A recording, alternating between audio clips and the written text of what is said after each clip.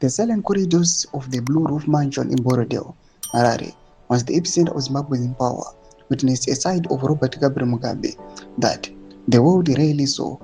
In the twilight of his life, stripped of the presidency he had held there 37 years, the man often described as a strong-headed autocrat was reduced to tears. These were not tears of self-pity for his own fall from grace, but tears of genuine devastation for the man who had led the military operation to oust him, General Constantino Chiwenga. Sabina Mashkobulani watched the president Mugabe wanted Chiwenga to take over and Mnangagwa.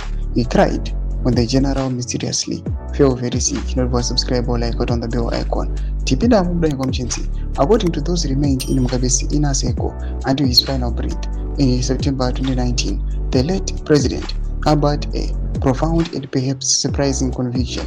He believed that the future of Zimbabwe lay not with his long-term protege, Emmerson Mnangagwa, but with the military commander who yet ultimately turned against him.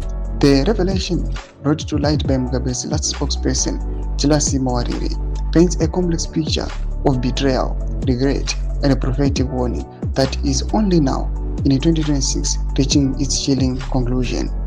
In quotes, President Mugabe was devastated when people who prematurely celebrated the demise of General Chiwenga started circulating messages suggesting his illness was terminal. Mawarire revealed the general, who had been instrumental in the November 2017 military-assisted transition, had fallen gravely ill shortly after the coup. He spent months in China battling a mysterious and debilitating condition later identified as idiopathic or esophageal stricture.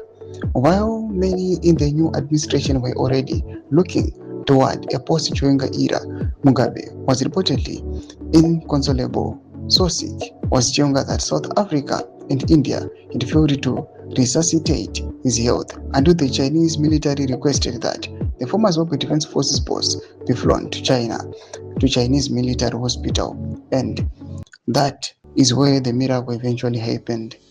Yes, the old man, sick as he was, wept and shed tears for the man he believed was not supposed to die, as he still had a huge role to play in the governance of the country, Mawarire said.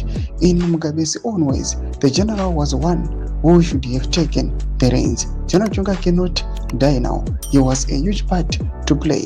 A huge part to play for the good of his country. Mugabe reportedly told his aides. He cried and shed tears for the general, for a comrade, for an in-law, for a good human being, and for a fellow Zimbabwean. This deep-seated affinity for Chiwenga stood in stark contrast to Mugabe's feelings toward the man who actually took his place. The relationship between Mugabe and Emmerson Mnangagwa, once described as that of a mentor and a loyal son, yet curdled into a bitter enmity long before the tanks rolled into Harare. During the frantic days of the 2017 coup, Mugabe had reportedly issued a stern, almost desperate warning to Chiwenga. He cautioned the general that if he allowed Mnangagwa to take power, he was inviting his own political and perhaps physical ruin. Toma developments and mudanya kwa pangwa ine pina comment section medu za fungura enyi mara kulipa msoro bechi tuko each.